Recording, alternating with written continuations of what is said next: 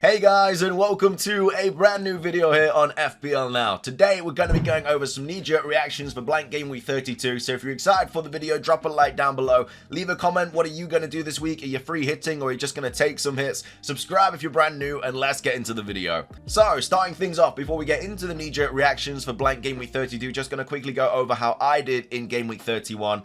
A pretty poor game week, to be fair. I feel like I got very unlucky this week. I finished on 61 points. I am actually on a green arrow right now, albeit a very small one, but obviously we've still got Liverpool assets to play tonight, so that is definitely going to be a red arrow for sure. But yeah, 61 points, a game week rank of 1.3 mil. I did play Raya over Kepa. Raya did, I mean, he got 5 points even though he conceded goals, but Kepa also got 6 points, so I also made the wrong decision there. Estepinian, I actually brought in for Chilwell this week just for the doubles in mind later on down the line. And to be fair, it wasn't the worst transfer. Chilwell only got 1 point this week, and obviously Estepinian got 2, so not the worst case scenario. And I did want Estepinian as well. And then also Trippier got 1. I mean, yeah, they just got destroyed by Villa, my lord. And then Henry got 1 as well. I did play double Brentford defense. I just wasn't expecting Shaw to play, and he didn't. And obviously my other players were bottom, and I didn't really want to go double Newcastle defense against Watkins, and Rashford was injured, so you know my bench wasn't really too strong this week, so I kind of had to play Henry. I could have got Henry for a Villa defender, which I was kind of contemplating, and I actually was quite close to bringing in like Mings or something, but I don't know, I just thought that Estepinian would have been better to have further down the line. But yeah, the defense not really too good this week, and yeah, the midfield absolute just a travesty, really. Fernandez got me 3. As a Fernandez owner, I feel like I've been very hard done by. He is due a return so much. Like last week, it was really unlucky. He could have had like 4 assists in the first half.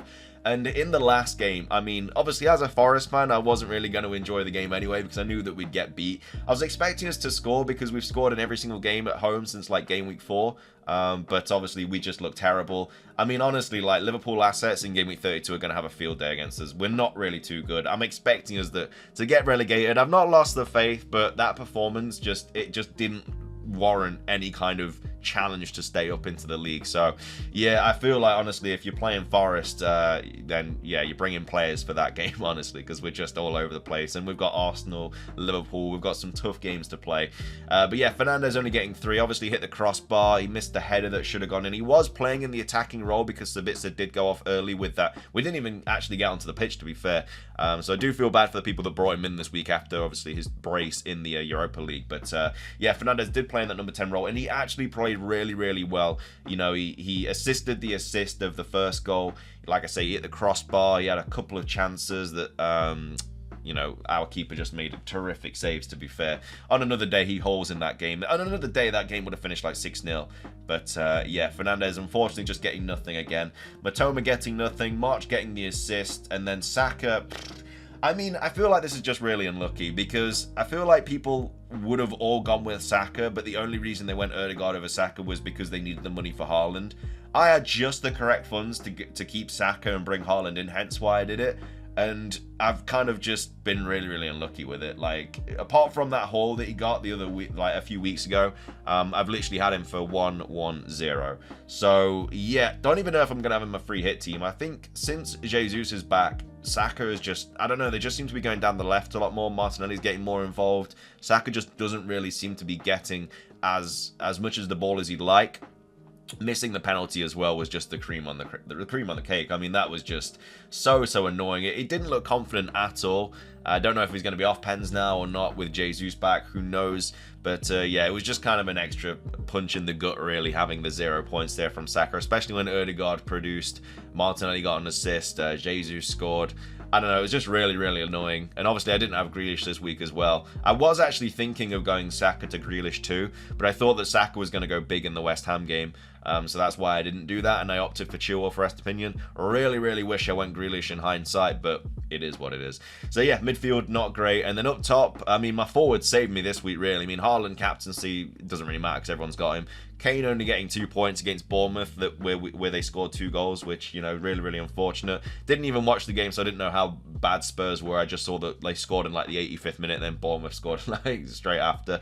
And then Watkins, the man of the hour, 16 points, absolute madman. He also scored again, but obviously it was offside by the smallest margin, so definitely could have got a hat-trick in that game and the assist. But yeah, Watkins is he's just on absolute fire at the moment. And you know, that Brentford away game, his away form is really good. Villa are just a different team under the new manager, and honestly, I think that they will be pushing for Europa spots this season for sure. But yeah, finished on 61 points. Again, very small green arrow, will turn into a red arrow after tonight. I think if any kind of goal goes in tonight, I need it to be like 1-0 to Leeds and for like Bamford to score or something like that. I mean, that would be the best case scenario for me, because that won't hurt my rank that much. But yeah, very unlikely. I feel like Liverpool will kind of pop off tonight. So yeah, 61 points. Not a great game week. Obviously, I'm free hitting next game week. I'll go with my free hit draft tomorrow and everything like that. But let's move over to the knee-jerk reactions for game week 32. And Watkins, the most brought in player for game week 32, obviously does play, is in crazy form. Completely understandable. I mean, look at the, oh my god, like I knew that Villa were doing well, but geez, man, win, draw, win. It's absolutely insane. Villa are on a ridiculous streak at the moment. And then Eze, another player that's being brought in. Again, you're going to be seeing all these players getting brought in that do have a fixture in game week 32, because obviously not everybody has a free hit. I mean, Crystal Palace are actually a decent team to target, to be fair.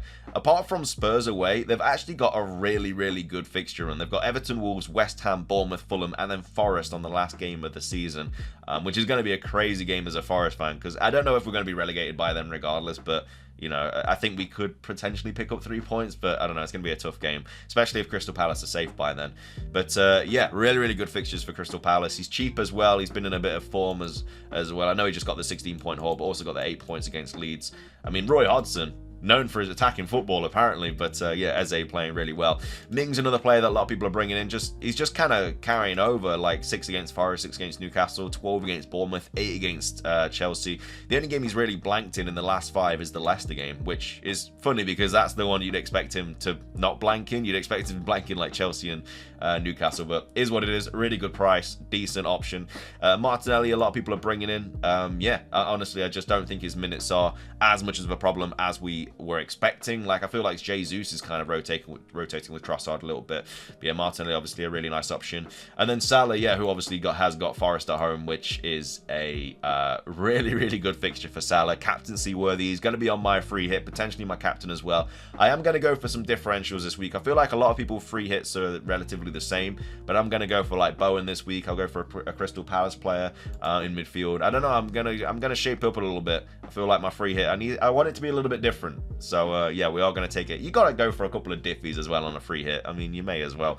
So they're the most transferred in players for Blank Game Week 32. Moving on to the most transferred out players. Rashford is at the #1 spot. He's going to go down a bit in price, which is really unfortunate, but I'm keeping him. I mean, Ten Hag said he might be back for the Europa League game, and if he is, you know, I'm not bothered about him being back for Spurs. It's just the game week 34 game week that I really need him back for, which is Villa and Brighton. So hopefully he's back for then. Tony also being transferred out by quite a lot of players, which is interesting. I mean, Brentford aren't on a great run at the moment. They have just lost 3 games and 2 draws as well. They haven't won since game week 27. So yeah, I mean, they're not in the greatest form. I feel like people are just going to be getting rid of him for like Jesus and Watkins and stuff like that, which is fair. He does obviously have the kind of gambling thing still kind of hovering over him as well, so we're probably going to get some information about that relatively soon. Haaland being transferred out as well. I mean, understandable if you're not on a free hit, but at the same time, you're just going to want him back anyway, because I mean, Arsenal, obviously, I think he's going to go big in that fixture anyway, but then he has a really good double. Like, you really want him for that, so I don't know if it's the best idea. I'd rather just bench him this week. There's better options that you can get rid of. And then Martinez as well, which is another player that a lot of people are going to get rid of. I think he could be out for the remainder of the season, which is really unfortunate for United. It's going to hurt them a lot because he was a really big player for them this season. So yeah, obviously he does blank in 32, so understandable why people are getting rid of him anyway. And then Kane, another player that a lot of people are getting rid of, probably to fund Salah. But yeah, Newcastle and then United, then Liverpool. So 3 pretty horrible fixtures. They don't have any doubles left. I feel like if you are going to get rid of a player for Salah for the doubles that they've got coming up, it probably will be Kane. I mean, he's got some really nice fixtures at the end of the season, but Spurs are just all over the place at the moment. I don't know. I feel like that you never really know what you're going to get with him. So, yeah, could be definitely a sell option this week. But that's going to be everything for the knee-jerk reactions video. Like I said, I'll go over my free hit draft tomorrow with my team selection and everything like that. And we'll see what happens this week. Obviously, we do have games this week, so we'll see what happens. But, yeah, if you enjoyed, drop a like, leave a comment, subscribe if you're brand new. How did you get on game week 31? And until next time, though, guys, have a good one, and peace.